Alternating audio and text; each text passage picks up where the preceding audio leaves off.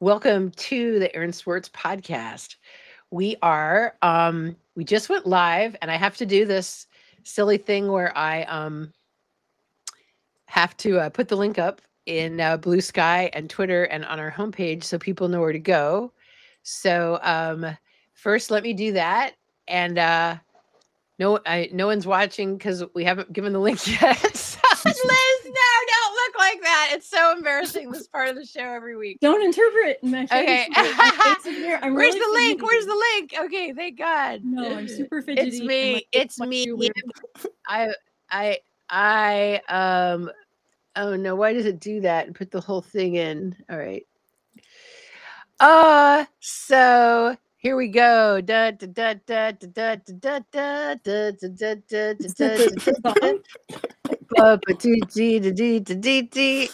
can't remember what that's from. It's from something when I was a kid. It's something, here we are. Here's the star of the show.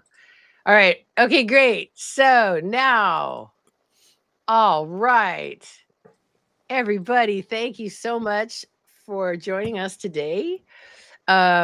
We are here at the Aaron Swartz podcast, trying to fix the world and trying to share information and build community and trying to be positive in 2025. That's what we're trying to do.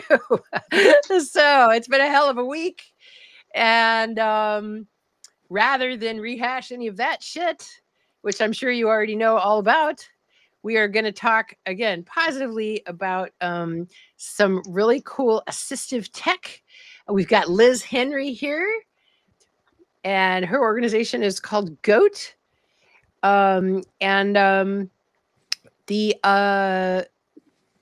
I always forget Grassroots. Grassroots Open Assistive Tech is the name of GOAT. And then we have our co-hosts, of course. We've got Andre Sobral from the Aaron Swartz Institute. Say hi. Hi, everyone. And Gavin Grimm. Oops, and Liz is they. Big mistake there. Sorry, Liz. And let's get started. So, Liz, tell us about GOAT. Tell us about this organization and why you started it and what you guys do. Sure. Thanks, Lisa. This organization, Grassroots Open Assistive Tech, we basically chose the name to give it a funny acronym, GOAT, so I could have a cute little mascot. I love goats. Yes.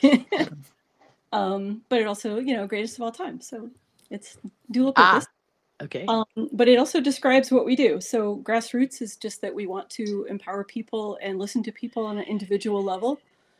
As well as doing sort of more broad coalition work and policy work. And in open assistive tech, I'm trying to think of assistive tech, like it's kind of important I define that, as you can think of the shorthand for this is like DIY open source wheelchairs, right?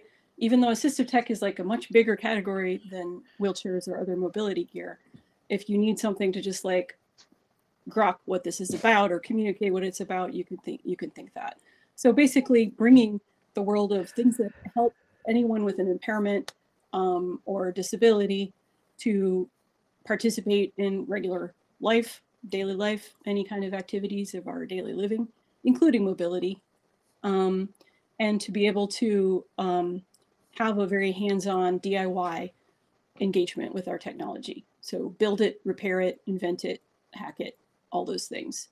And I'm really trying to bring the open source, open hardware, copyleft world into the world of disability justice and rights, disability rights and disability justice, kind of slightly different, and vice versa, right? Because the two, those communities, those groups of communities don't really always have an awareness of each other. Like the intersection is fairly small and they can benefit greatly. They have a lot of the same goals. Yeah. Yeah. Okay, great. And what are some of the other, like we think of wheelchairs, of course, and you have a superpower chair that's sort of like an ATV, the way the wheels are. and stuff. I mean, you like my Omni wheels. I have a wheel CI from like 6 years ago, and it has these big chunky tires in the front that are called Omni wheels. Oh, okay. Yeah. So yeah, I mean, you can go over hills and across grass, and I've actually never seen a surface yet that I haven't just seen you kind of stop for a minute and take a look at it and then go over that thing. But there's lots of different types of equipment is the point I'm trying to make that people use just to help them with that thing that they need a little help with. Right. And then when it breaks, it could be just a screw or some little part that's hard to get replaced without having to buy another one is a big thing that I had friends that were often in that situation. And with 3D printing now, you can often make these parts. And so that's why it's really exciting kind of bringing the maker community into the fold.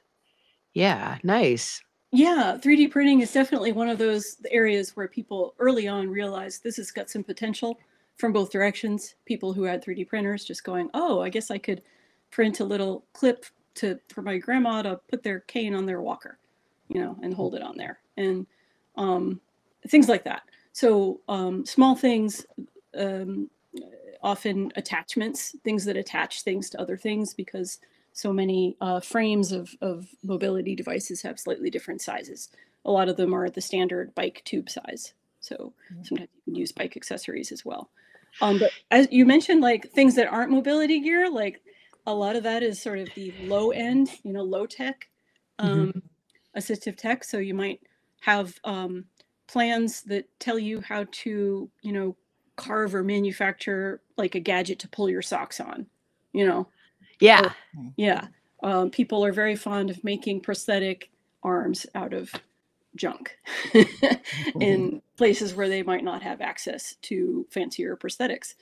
But the sort of low-end tech, you could be using all kinds of materials. You could be 3D printing. You could be using wood or bamboo or plastic tubing, PVC pipe, very popular.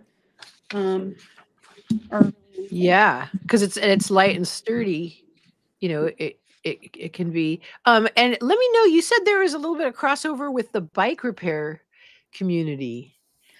Talk about that a little bit. In the bike, you mentioned the bike self-repair manifesto or the repair. Yeah, I've asked you about the manifesto of repair. iFixit. So it's a long-standing community that tries to states how important it is to know how to repair things, and the bike community uses a lot. So this idea that you don't know some things if you really don't know how to fix it or how they work. And I imagine that it's interesting as someone that is using a chair as a mobility apparatus to have this kind of knowledge, because it's part of your body too, in a sense that you need to move around. We can think the same way about a bicycle or a car or even like a chair.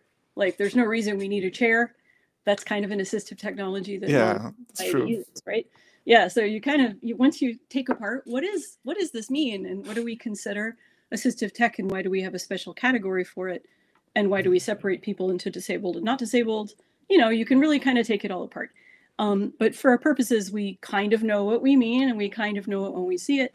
I think you're completely correct that it's very similar to the bicycle world. And one thing about bicycles is there is an ecosystem of repair and building and DIY and people who can weld, or little shops and collectives that fix bikes, or that, like we have in San Francisco, we have Bike Kitchen.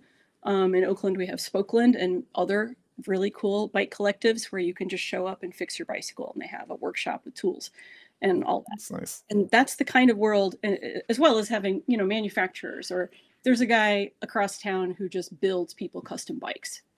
He's got a welder and he's got a bunch of carbon fiber tubing or something. And I don't know, not my expertise, but we need that too. And there are people doing projects like that, that have a very DIY and a very open source or open hardware, open design approach. Yeah. So just for example, Whirlwind Wheelchair International is one of the big ones that's been around for many years. And they published their open source wheelchair design for a wheelchair called the Rough Rider. And I really admire the model of how they approached all of this. They published their designs free for anybody to use, but they also went into other countries. Like I think they partnered with like a factory in Nicaragua that maybe made bike parts, and they gave them the design, developed this partnership, had a program to work with people in the community who are wheelchair users to teach them how to do repair and maintenance. So they made that ecosystem, you know what I mean? They didn't just give somebody a wheelchair. Could you explain to us a little bit how different it is to buy a wheelchair that is like ready from a manufacturer that is like traditional, and to have one that is designed like that? If it's easier to replace parts, if it's like different experience of use, what's different for the user? Well, I guess, you know, a wheelchair can be like if you've been in the hospital and they push you around in a wheelchair that's like the worst possible of all worlds, where it's kind of designed just to push you. Yeah. And it weighs 75 pounds and it's not designed to help you propel yourself or to have a kind of a balance that makes that easy to do. So, but that aside, also there are people who have complex positioning or seating needs. You know, maybe you could have different requirements, like you need to be at a certain angle. Maybe your body is not flat in the way that, you know, you might need special cushions or support, or to have your feet elevated and so on. So you can get pretty complicated pretty quickly. So you can personalize it. You can. I'm just going to hold up my manual chair. Hang on a second. Okay. I brought it over here just to be like, oh, look. Okay. Oh, so much color. Nice wheelchair. You nice know, design also. Lightweight. You can see I can pick it up. I can probably do it with one hand. Oh, yeah. Wow. Wheels are quick release. You mentioned bicycles. These are just spoke Spinergy. Oh, that's so nice. So, you know, they're very similar to the bike wheels. And in fact, when I need the tire replaced, I'm not going to change this tire. Like DIY or not, I don't want to do it. Yeah. Take it to a bike shop and I pay somebody like $20 and they change my tire for me. It's very nice. Yeah. You know, and that's, but you might have a different experience. You might take your wheelchair in and they're like, oh my God, what about the liability? What if you sue me?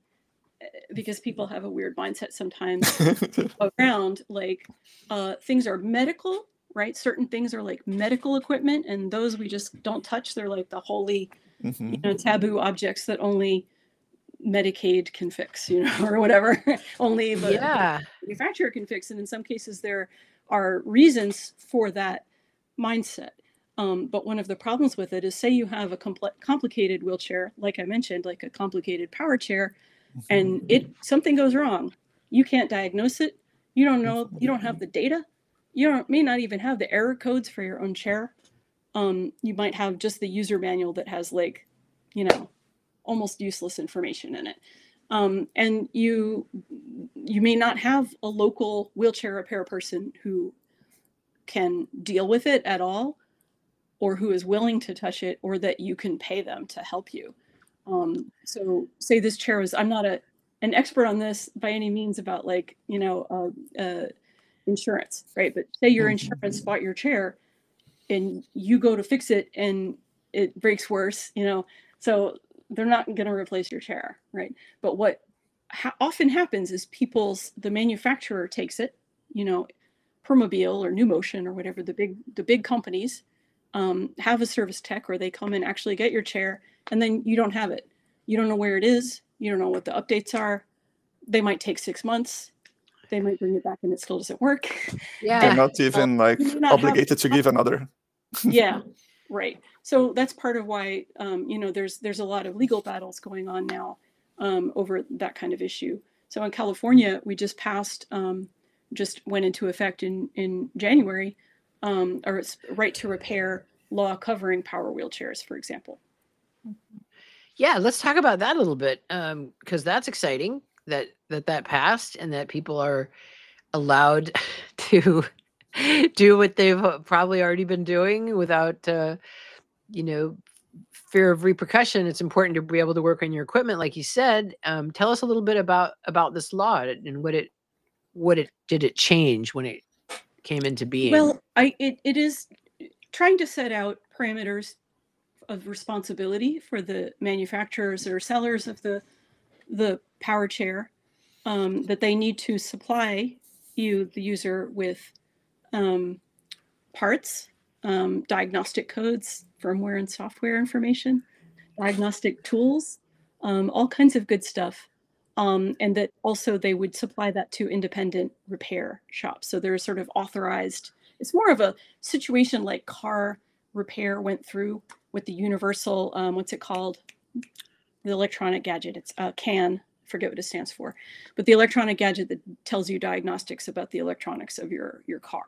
They were like industry specific, and then there were some laws passed for consumer protection that said you have to have a universal standard, so that any repair shop can understand the car error codes, right? So that they have to provide that information now, and they didn't before. In theory, yes. Like, how successful are people in challenging this? It just went into effect in January in California. So it's pretty new.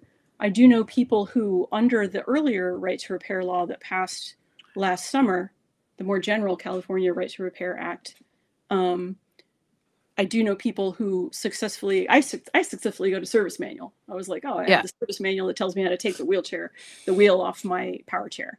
You know, it had diagrams and part lists and things like that that are super useful. But I have friends who just got shipped like boxes of spare parts. Yeah.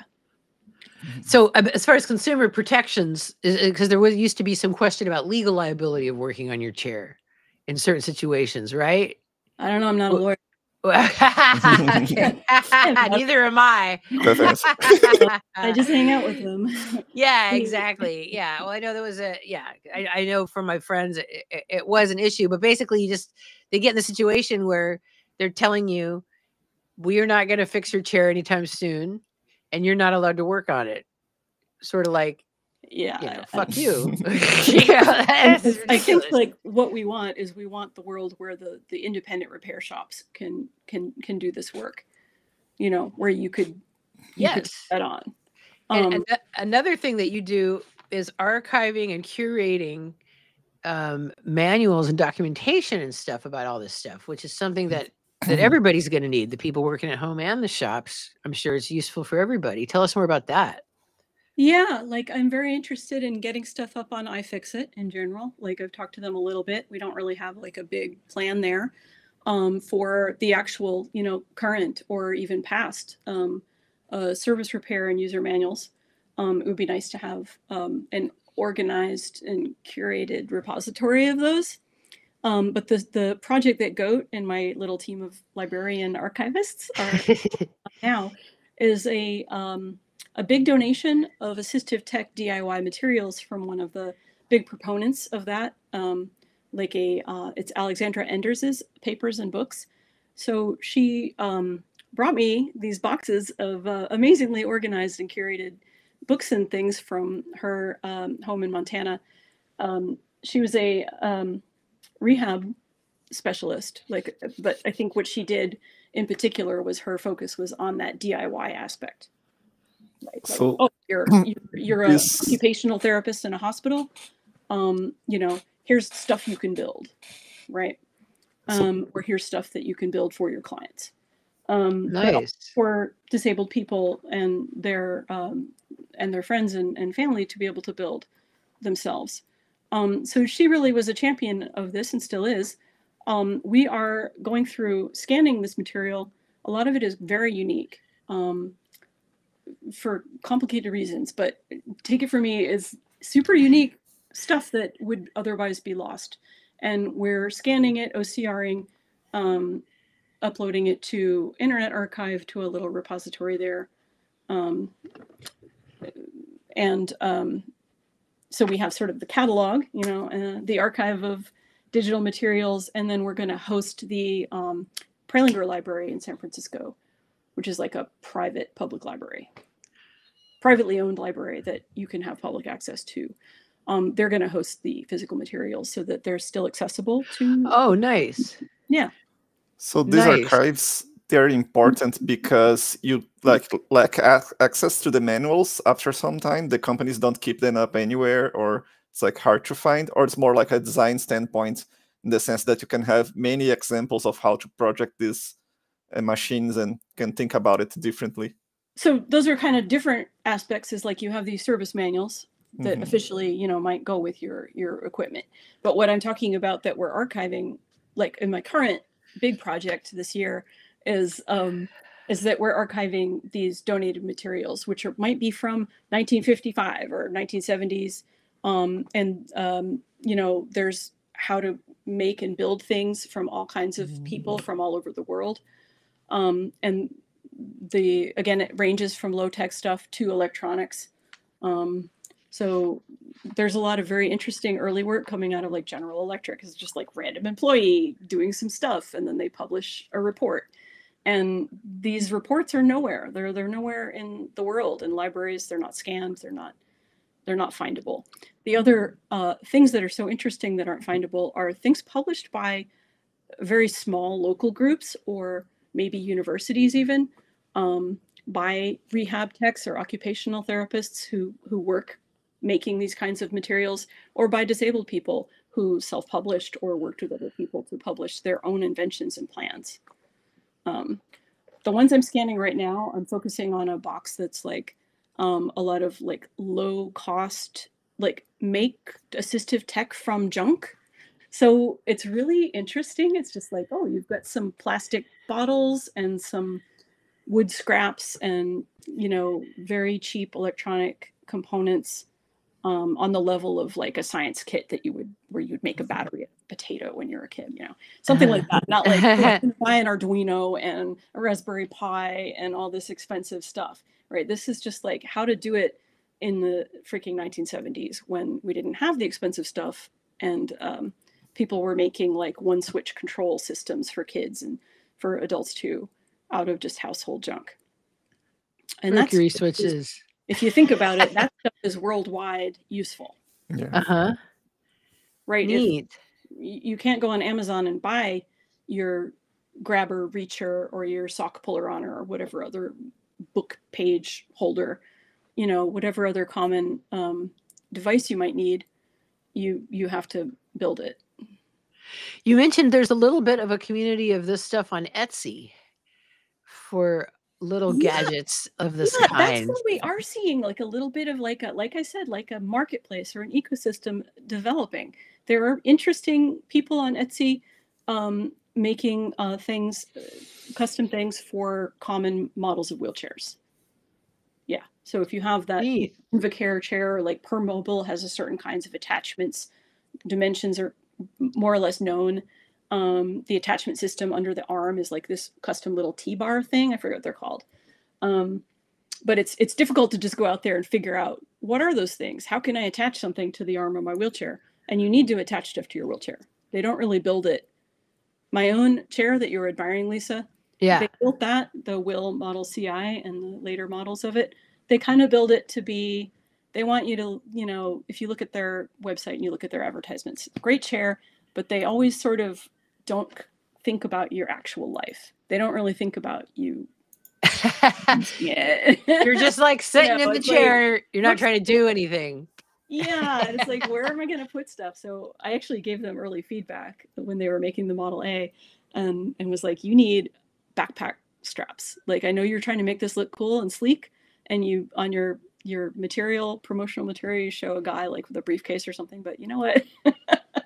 Yeah. You look at any wheelchair user on the street, they've got crap hanging off their chair. They've got a backpack and a bag and a thing underneath the seat and little gizmos hanging out. They've got their phone pouch and their cup holder.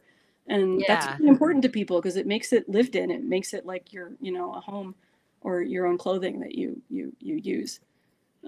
Yeah, because you don't really know. It's sort of like you need all this stuff while you're away, the whole time you're away, and you need to be able to.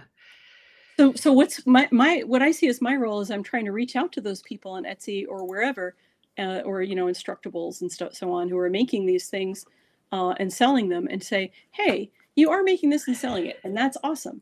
But would you consider open licensing it and putting it in an archive so that it doesn't just disappear when that 3D printing company shimmers off into the startup distance, where is your design going to be? You know, like I think Thingiverse is now completely backed up. At least a version of it is backed up on the Internet Archive, for example. But there's a lot of other places that have useful stuff that it's short-lived. What I was going to say about when I was talking about the donated archive of printed materials that are rare, one reason they're rare is there it is. There's this polio survivor who's writing about how they, you know, sew things for their clothing, and it's full of fabric patterns and all kinds of stuff. And that book is nowhere, you know, it's not in libraries because they self-published it, you know, advertised it in some kind of newsletter for polio survivors in 1965. And I have a paper copy of it and no libraries have it. And that person's dead. So I don't want to lose that work. I feel like I'm passionate about, you know, preservation and curation and making things available and accessible and free. Yeah, so let's talk about your gateway drug, the the Fix-It kits. The Fix-It kit. So aside from doing policy and right to repair work in partnership with other people and the, you know, the archiving stuff and the other things I mentioned, we are doing events like hackathons, reverse engineering, you know, hack session. I really want to reverse engineer my chair. I want help. I think I'm going to get it. But the gateway drug I mentioned is our little fix-it and maintenance kits for emergency repair. So we have these little free toolkits with a zine that outlines sort of like some ways to inspect and maintain and clean and kind of tighten all your bolts and you know, kind of explains how to source parts and otherwise maintain your chair or do emergency repairs. And then the tools, it's super cute. I got my Buy Nothing group to like donate like all their Altoids tins. And so we have tiny little tools and Velcro and safety pins and nuts and bolts of particular sizes, mini gaffer tape, the world's cutest little adjustable wrench. It's really wide, you know, set of hex keys and cable ties and so on. So there's a lot of just useful small tools. It's important to me that this be portable and also attachable to a wheelchair frame if you want to. Gotta have it with you. Have it on you. It's an option. It's not too dorky looking. You can customize it. And crucially, it zippers shut and you have these grommets where you can attach like with cable ties or something to your chair frame. But you could also just slam it in a backpack. That works too. Yeah. And so why do you call it your gateway drug? Because it's kind of my hope that it's useful in itself, right? Like every wheelchair user or scooter person I come across and I show it to them, and I've been asking for feedback as I make the zine. Everyone wants it. They're like, oh, wow. But when we go in and we have a workshop with people who may not have really approached their mobility gear with this mentality, it does shift something in their brains. Like you were saying, Andre, about bikes, and I think you used like ownership as a language, and you can talk about ownership, right? But you can also talk about, you also mentioned sort of treating it like part of your body. Yeah. So like agency over the thing, or a relationship with the thing in which you can modify the thing. Bodily autonomy, the capacity to you're use not your just body. Stuck with the Go ahead, Andre. I'm sorry. Yeah, it's like you have a bodily autonomy. You can like move your body and use the things that you need to move your body without any kind of dependence. Exactly. So it is a little bit of a framework shift mentally to look at your walker and go beyond like what it is. You know, it takes people, especially when people are impaired or disabled a little later in life, when they're elderly, they haven't really thought it through or been exposed to a lot of technology, and so they have to even get told about like the tennis ball hack, where you put tennis balls on the feet of the front of your walker so it doesn't scrape the foot. Right. Like the most janky hack ever, but people do it all the time. Yeah. There's better ways, but it's a fine one because it uses a common everyday object that people can access and modify easily. But yeah, you can do all kinds of things. You can put lights. We did a workshop where we just put safety features on people's equipment. So they get seen by the cars. Lecture. Yay. Yeah. Well, it's, you know, one lady really wanted the little headlight things that we offered for free. By any donations, donate here. One lady wanted the headlights on her footplate of her giant, enormous power chair that she and her daughter had modified somewhat, and so that pointing down, so that they were pointing down at the sidewalk so she could see bumps coming and see what's coming, and that was her safety. It wasn't about visibility to her, being visible to cars. It was about her being able to see the terrain. The other thing, really, it's a gateway drug for people to encounter that, but it's also really cool for me because I get to find out everyone's individual hacks and modifications they've made. And everybody comes up with just ingenious and cool ideas that are very customized to their own gear. Yeah, and it's nice to have a repository of those, because there's sort of like, if you had a problem and you haven't figured out how to fix it yet, and you could just look through them and see, oh wow, I could actually use one of those, or you know, just an awful lot of resources. I had a related question that is kind of more subversive. Like, you mentioned hack it in the sense of like going through architectures or things that were not supposed to be like meddled with. Oh, yeah. So what kind of hacking do you have as an example? Like, do you get to the point of like hacking even sidewalks or infrastructure in the city, like near you, or it's just like the chairs? Oh yeah, guerrilla ramping. But I was actually just thinking of my friend Ron, who at one point socially engineered his way up the chain of his. He had complicated physical needs that meant he had one of those beds with like air mattress that every few minutes would slightly inflate and deflate in different places, like to change his positioning so he didn't get pressure sores. So but he got a new one, you know, and it threw him out of bed. What? Oh my God! You know, spent time negotiating with the tech support until he's an experienced, you know, nerd. He actually is a great old sysadmin friend of mine, and he talked his way into the engineering, you know, up to like level of getting to the actual engineers. And somebody guerrilla gave him, you know, access to the firmware, and he just wrote his own software for the bed. And what was throwing him out of bed? I just don't understand this, because I've got this picture in my head now, but I don't know if it's accurate. Okay. Hospital bed mattress, but it's got cells with air, and the individual cells are inflating and deflating in small increments. Oh, so it inflated too fast. Moves you a little bit. Yeah, exactly. Oh, okay. Violently and through bed. And he hacked his way in. But he did it by, you know, partly by writing software and partly by talking his way in to get the software, which I thought was fun. But here's a good example for you, Lisa, with my fancy chair that I do love. It's not that fancy. It's a consumer device. I'm not even trying to get it covered by insurance. I just bought it. Because the requirements to make it a official durable medical equipment are stringent. So that device is actually keeping a lot of data on me. It keeps my my GPS, like it's sending my location data back to the company.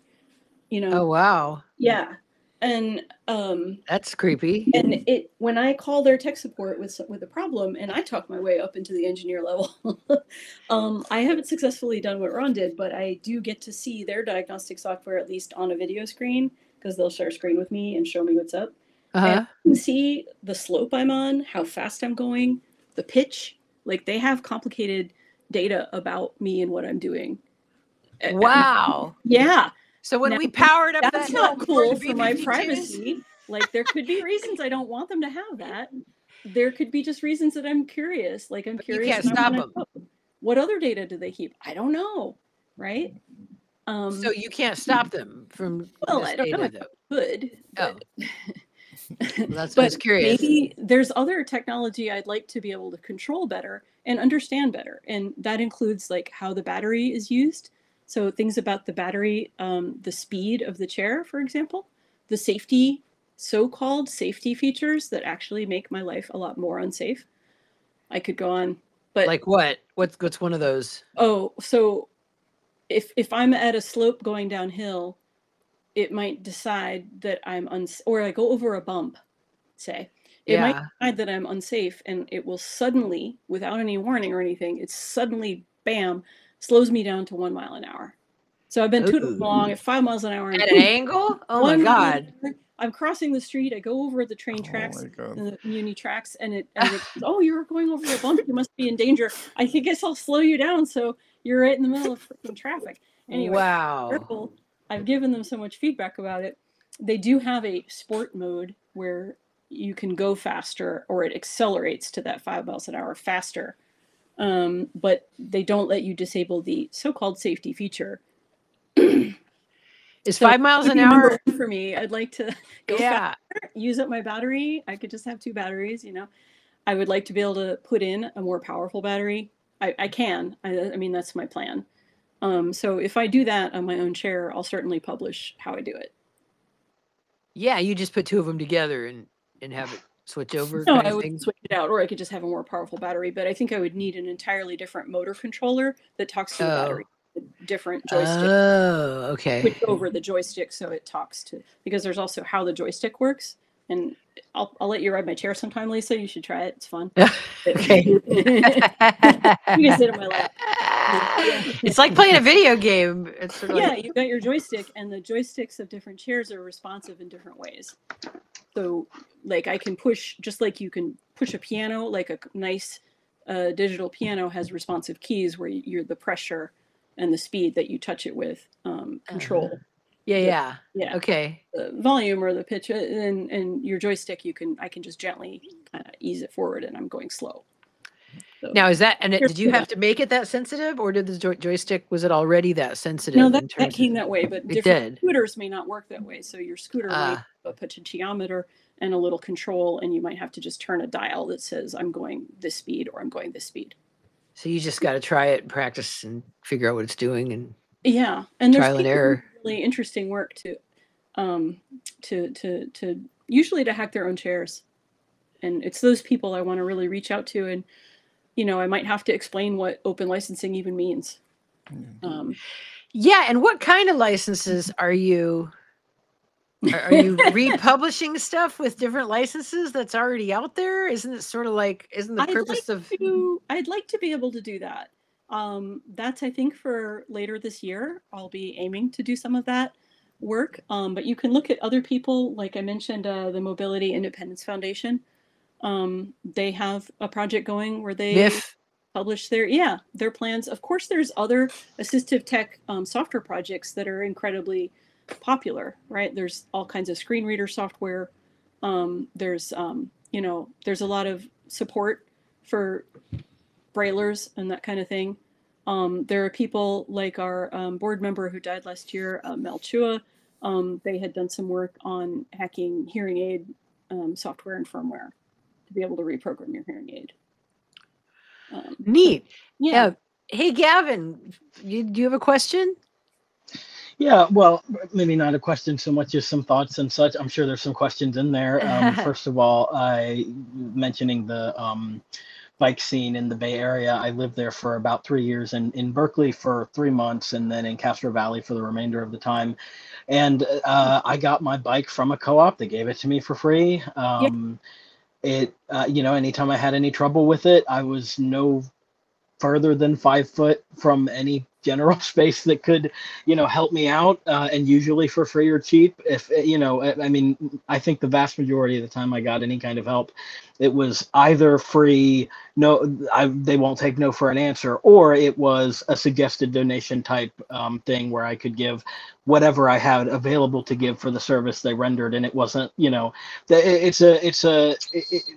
allows people that otherwise just wouldn't, quite frankly, have the $30, $40, $50, for example, to come in and get moving again. And it's fantastic. And I think the another conversation that it occurs to me that happens a lot in the Bay Area, but also more broadly everywhere else, especially more recently, is the idea of our cities being based really around car traffic and how terrible that is for everybody, especially disabled people, but also just literally everybody. Our cars, our cities, you know, are built to prioritize car traffic. It's more dangerous. It's less healthy. It doesn't even get as many people where they need to be in the most efficient way to do that.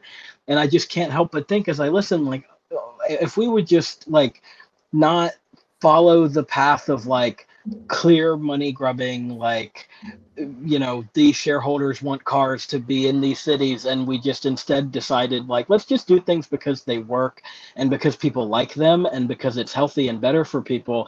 All of our cities would, like, we wouldn't have people that, you know, the sidewalks are completely impassable with even with mobility devices. You know, I know there's so many streets that I would walk in Berkeley in particular where tree roots, for example, had completely penetrated the sidewalk, and it was not safe for almost anybody to cross over, nevertheless, or much less if you're using any kind of assistance devices. Right, of course, yeah, and it's like mean to, it's like, listen, I wish you could continue to grow there unimpeded, but unfortunately, we've decided to live here now. But I wonder if in your experience, if you come across the movement of moving away from cars, because I know a lot of people in that space, in the like eco advocacy kind of world, a lot of these people are also disabled. I also, for that matter, am disabled. I rely on disability and related services to get to my appointments. I can't drive. I rely on those things to get to my appointments for my health care. Sure. And it's an absolute disaster. There's, I mean, in fact, I recently... Are you having like paratransit woes? Oh, it's such a, we barely have paratransit here. It's such a nightmare. It was way better on the West Coast, you know, in the Bay Area than here where I am now. Sometimes in Virginia. It's, well, even here though, people suggest it to me. They're like, oh terrible. You know, what, just get paratransit, and I'm like, what? Do you have any clue? Have you tried? Yeah. They've left me for hours in parking lots before. Oh. They've taken me to the wrong place. I've had drivers that are like just inappropriate, just in general, and it's like, all sorts of like, why not just take paratransit? If I had a dime for, why not just do that? Why not just take the bus? Why not do any number of unsafe and frustrating things? And I mean, you know, when it works, that's great, and I'm grateful to have it. But I also find myself as a disabled person being like, wow, I really think we can be doing better here. But in that space, I encounter a lot of the people who advocate for more public transit, less cars, and less car-based cities. I wonder if you have also kind of seen these people in these sorts of movements in worked with them, because I know it's a lot of the same. Well, not worked with them, but I definitely get appealed to. I mean, I do use transit heavily and love it passionately, and not everyone is in a big city that has transit, right? And those people might need cars or might need support for like modifying a van to make it a wheelchair van. Or, you know, we could fight on that axis to just make paratransit make better sense and actually work. You know, that could happen, but that's not work that I'm particularly doing. The other place I really encounter this is when people want to use the idea of disabled people as a sort of political pawn. So I get very annoyed personally when people are like, well, of course, you're disabled, so you must really want to support cars because you need cars to get places, because, and I'm just like, okay, that's more than an able-bodied person. Yeah, well, it's true for some older people who want to keep walking with their cane, and it's very important to them. I've been in that position where I can walk, you know, half a block, but not anymore, and I can't use it all up, and then I've got to be at the place I'm going, you know, and I've got to get back to my car. I've got to get back in my house, and that's like back to your life. Right. Yeah. And that limits where you can go. You need someone to drop you off at the entrance and then they go park. Or you need to be able to park. And that's why there's a lot of appeals to old, you know, or from older people who may have this level of impairment but aren't like in wheelchair territory yet, or they don't think of themselves as disabled. They don't want to be there even if they're there. It impacts their life and their mobility and their independence. And so they're fighting harder to have more parking, you know. And, like in San Francisco, this is so specific, but it's like fights over the streets that they close off. So they closed off A Street in Golden Gate Park. I'm all for it. I love it. I can go roll around the street. It's awesome. Little kids with bikes, etc. It's very safe. But there are a lot of people using the idea of disabled people losing access to park there to fight against keeping that street car free. So yeah.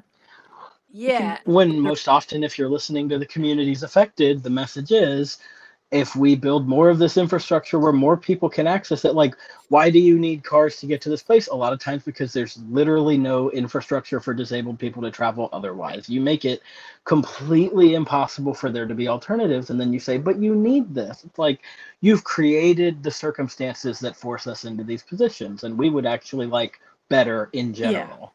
Yeah. A lot of it doesn't make a lot of sense. I wanted to mention some of the other people doing this kind of repair, work, because, we do keep talking about that. And if you are in a position where you actually need this work, you're just desperate, and we are lucky here in the Bay Area to have this vast network.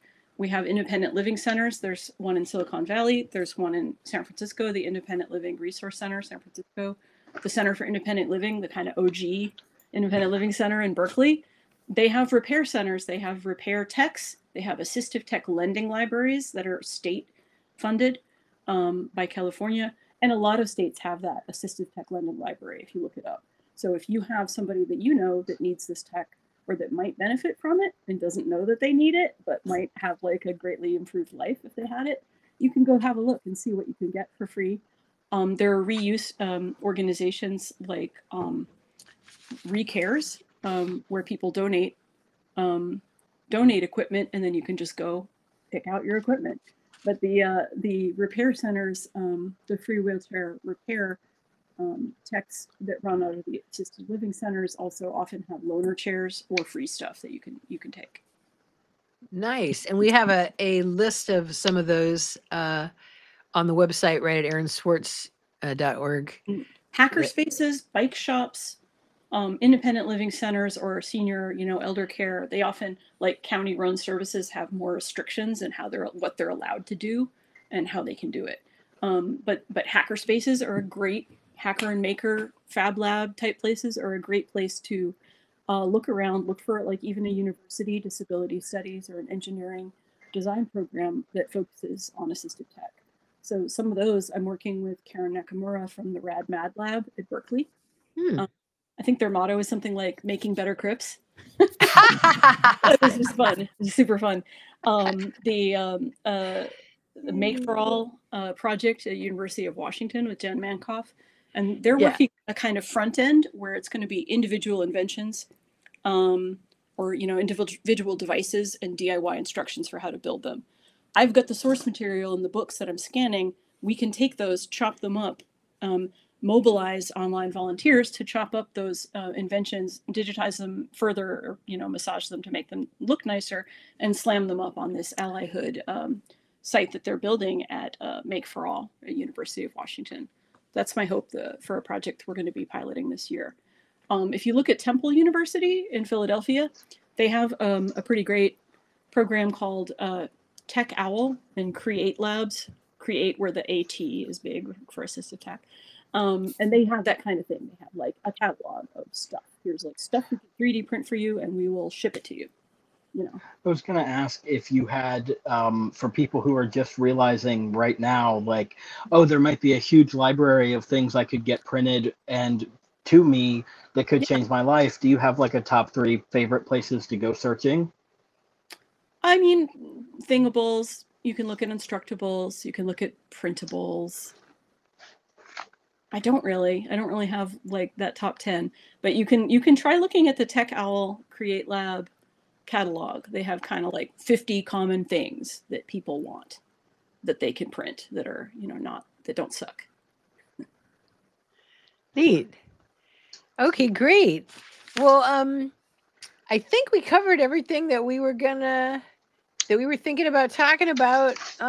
What's been on your mind lately, Liz? Seeing everybody in fear and precarity you know, they're already in precarious financial situations. They may be, you know, very unreliable or non-existent housing. You know, I'm a very lucky and privileged person. I don't say that to boast. I'm just like acknowledging it. I'm just like, I'm like the top, you know, I'm not the greatest example of a disabled person. I've got like 3 wheelchairs. I've got all the options I want. And I have a lot of connections and resources. But what I'm trying to say is, if I go out on the street, the majority of people that I see on the street who are disabled and who are using assistive tech are in poverty, okay, and do not have those resources. And they're, you know, pushing themselves with their feet backwards with 1 foot in a janky old wheelchair that is falling apart and rusting, that somebody's probably going to steal from them anyway. And it's just like, it just kills me. That's kind of what's on my mind. I'm like, and everybody who's kind of got a little security and got it going, the rug is getting pulled out from under us, and people are going to be in more suffering. And that is why we have to work harder on mutual aid and doing things like this. You know, we're all going to need those networks. So if you are in a locality and this is something that kind of appeals to you, you know, it's hard to do in a way that isn't kind of condescending, like, oh, I'm going to go help the disabled people. But you might look for the people who are maybe trying to mobilize and do this kind of work, and see if you can put your tech or your fabricator skills to good use. You know, get your hackerspace involved. Could be really powerful. And if you have extra income, donate to the projects, because money does help. They say money doesn't fix everything, but it's a good start. I like to say having more money is more resources, and it you know, makes it easier to get things done sometimes. So yeah, that's what I've been thinking about too, not just with the disabled, I mean with everybody. It's just been a you can't even make shit up, like some of the shit that happened last week. It was like if somebody tried to think of the craziest shit that would probably never happen, and we're already past that. That's what it feels like after last week. We are, and we don't really know what kind of supply chain interruptions we might see, for example. We don't know. I don't know if I'll be able to buy myself a new power chair, in 2 years. Will I be able to do it? For so many reasons, I just don't know. Right. I don't know if I'll have the options that I have now. So even in my position, I'm like kind of like looking at how would I function? What will happen? Yeah, how will I fix my stuff? And a lot of that is going to be by turning to each other as resources. Yeah, absolutely. Gavin, were you going to say something? I wanted to say to that end, I mean, exactly that. When you were talking earlier about prioritizing, archiving some of those resources that were, General Electric's first sort of manuals by people that just wanted to put information out there. There is such a huge danger in the infrastructure for disabled people being incredibly high tech and connected to a grid that we may not have access to in perpetuity, either just because of personal poverty that prices you right out of all of those systems, or because we have a government that can't respond to natural disasters that make us, a huge chunk of our country could be without power for a week or two, like in, the case of a big hurricane or whatever. And disabled people live there, and they have to have these resources. They have to know, if at all possible, here's how you can, charge your power chair with your average solar battery you can get from Walmart, because we don't make it easy, and everybody needs to be armed. If you cannot function without assistive devices that require some sort of grid to exist, we all have to get comfortable with the idea that, like you said, for various reasons, we don't know if we can buy a new chair in 2 years or a new tablet that allows us to communicate with AAC in another month. Will the software updates keep happening? Will the company go defunct, quite frankly, and stop supporting my chair? All of these things, for a community that's most disproportionately at risk of poverty to begin with, just scream to me how important you know, your work is in making sure that we have options that are not, you don't need 5G and, you know, the most latest and greatest battery cells to make this work, because that's what's going to actually get into the hands of people in communities that need it the most desperately. And this grid that we all rely on, you know, cumulatively, whether it's actual literal, the power grid, or the supply chain, or our ability for government to govern effectively, all of these things are not reliable right now, if they ever have been anyway, especially for the most vulnerable. So these things, you know, they're just so important, and I'm so glad that there's work being done in that space. Oh, thank you. Yes, me too. Totally. And oh no, I just forgot what I was going to say. Go ahead, Lisa. No, I'm not saying anything. Go ahead. No. Oh, fine. Just drop it in my lap. The thing about reuse is so important too, because we have to throw these things away. Oh, I know what I was going to say. I was sort of appealing to the hackerspacery of you out there who I posit might be listening to the Aaron Swartz Day podcast for one reason or another. You know, I'm hanging out at Noisebridge at Double Union, have ties to Pseudo Room and other Bay Area hackerspaces, and I have all those great resources to lean on, and great connections of people that are so super skilled. Another thing that one thing we lack in the Bay Area is space, right? We don't have, everywhere needs like the wheelchair pick and pull. Like we need like the wheelchair junkyard where we can source parts and take things apart and tinker with things. And there are people like in this area who buy used wheelchairs and repurpose them for art projects. And they're making a little robot, or they're making a little cupcake that they can drive around in, a Burning Man or something. And if you do that, you might be removing that chair from the ecosystem of disabled people who need it, number one. So contribute back and fix a chair and give it to somebody, right? Or use your wonderful warehouse of art and Fab Lab stuff to host that wheelchair graveyard pick and pull, so that other people can come and source parts. We really need that. We don't want to throw those things away. Yeah, don't throw them away. And I was going to talk about, as far as like cutting off the streets, building communities where the cars are not the central consideration. I think Valencia, the way that they blocked that off, you know, it has been very positive. The whole thing is thriving with people walking around and, you know, going places. It's weird because they built some really confusing lanes and stuff like that before they cut it off. And then I guess you can still technically during certain parts of the day drive through it, right? But it was a very confusing area to drive anyway, even with the new stuff. So I was happy when they just sort of cut that off. But they're not doing it to anywhere else in San Francisco. It was a one-shot. It was a one-shot deal, and I don't know if they did that for the right reasons. I think there were other reasons why they cut it off. But everybody likes it, is all I'm saying. And you know, it could be a good thing to let people walk around. I had a question that was based on what Gavin said. Like, yeah. I lived most of my life in a tropical country that rains are a problem, and I was imagining how does this work for you when you have like batteries and things that cannot be wet? Like, is it like impossible to leave your house when it's like raining? And even, I don't know, snowing, when it's snowing, you're gonna like get snow in places that shouldn't like get contact with water, or I'm just thinking of my friend Crystal, who is always in like the Boston newspaper for like having like a giant snow shovel and wheelchair snow shoveling her way through her house. But they're always like photo op. A lot of things. Snow is a big issue.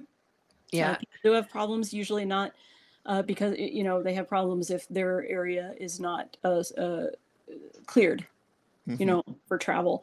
I've certainly, you know, I'm in the rain. Your wheelchair manufacturer is just going to be like, don't go in the rain. That's not realistic. Just don't ever leave your house for 2 weeks. It's fine. Put a plastic bag over your joystick. I don't do that. I just put my scarf over it, or I just ignore it. I'm like YOLO. But you know, I have a poncho. You know, I just have like a woolly rain poncho. I'm not specially protecting some of my stuff. I probably should, but my chair is also still working after 6 years. You know, so people do a lot of creative things, but no, they don't really try to make it rain proof, which is weird. However, in the US, right? Sorry to be so US centered, but it's what I know. The US, you know, the government will not pay for your wheelchair if you need to go outside. So they're paying for you if they're paying for whatever can work inside your house. They'll pay for an indoor wheelchair, but not an outdoor wheelchair. Is that what you're saying? The reasoning, if they get you something and you're like, this won't work for me because I need to go out in the snow, it's going to be an argument. Anyway, but wait a minute. This was why I was so impressed by your chair. Disabled and you're on disability and you have medical insurance through the government, and it basically makes you, in theory, housebound. You're not, obviously, but that's the base assumption they're going on, even though we also simultaneously have laws about public access and sidewalks and buses and trains and doorways and so on. So no. So is that indoor thing so they can say it's your own fault when you take it outdoors and it breaks? Yes. Yes. Ah, okay. That's obviously what that is. Part of the reason that privacy of what data your chair is sending back might be super important to some people. Yeah. Your chair snitching on you. You did something not covered by warranty, so it's taken away. But it's got to look crazy. Like Liz, when we were at the B-52s and you went straight up the hill. No, I didn't mean to imply that happens actively. Just I'm extrapolating in the future of like the ridiculous control that tech and insight into our lives that it has right now. It just feels like we're not far away from like, your warranty is void, you took your chair in the rain, or you know, you did other unauthorized things, or I mean, even just to be used to track individual people in their movements. And you know, people get charged for crimes because of certain apps, you know, like Google Maps or Lyft or Uber identifying them at a place at a certain time. You know, I imagine our government would be happy to subpoena a company that has location data on someone at all times. Yeah. Yeah. It's pretty creepy that they're tracking you with the GPS. It's sort of like, it's one thing to, I don't know, get data. I don't know. It just, I hadn't thought about it. You know, I hadn't thought about it. Me neither, until I realized they could see it. Yeah, absolutely. Weird. Okay, great. Well, Liz, thank you so much for coming on the show. Thanks for having me. This is really great learning about this stuff. And we will that's all we're going to do today. I wanted to talk I just wanted to kind of talk about the important work that you're doing and let people know about it so that we can you know, link to it, maybe get people contributing to it. And what is the actual archive? What were you going to say? Go ahead. Sorry. I could use financial donations, and you can also do corporate, you know, matching through Benevity if your employer uses that. But I was also going to say I can also use, if you're in the Bay Area, I can use actual volunteers. So I can use volunteer archivists and scanners. I think we're probably going to be doing some book scanning at the Internet Archive using their high-speed book scanner. Right now we're just using my, you know, printer. Yeah. And its document feeder. So when we get to books, we're going to have to amp up our own tech. But also for, you know, helping out with whatever, making the zines, assembling the toolkits, donated tools, I'll take them. Because everything that doesn't fit in the tool pouch, we're just going to offer to people for their home maintenance kit. Nice. Okay, great. Andre, you had an update about the Bolsonaro saga that you were going to share with us before we left. Yeah, very quickly. So last year we talked about the possibility of a judgment and how Bolsonaro was going to face jail time if he did get to be found guilty. And this beginning of the year, we had the Brazilian prosecutor general, the attorney general, Paulo Gonet, to give some news about this case. He said that it's almost ready to go to trial, and he will be posting more details until the end of this month, so until the 28th, and that the minimum sentence for Bolsonaro will be like 11 years, and the maximum Now, 28. this is literally for his So part in an it's based on the assassination accusation. attempt. This is right. Exactly. The accusation is for being part of a group that is trying to overthrow the state, trying to assassinate the president and the Supreme Court minister and the vice president. And there is substantial evidence, according to him. So that's the minimum sentence, 11 years, the maximum 28. The Supreme Court will decide. And as I told you last year, there is a very strong chance that the court will be mostly against him. There is just one judge that may be like one that he indicated. Most of them are indicated by the government party now, the PT, the Workers' Party. And he's probably going to jail this year. So let's see how things Is he in unfold. custody? But this quite a change. Not yet, but he has his passport taken from him, and he's on their watch. Under watch. So he's not in custody, Yeah, but like, he's at like home. yeah, he's Oh, being, house arrest or monitored. Yeah, not house arrest. not house yet. arrest yet. So he's allowed Yeah. to live his life, but he's got a crew on him. Yeah, he can't leave the country, and he has to be like seen. Huh. All right. Well, let's see. Let's see if after an assassination plot, he can Yeah, go to it's jail. enough to have some justice. Wow. Okay.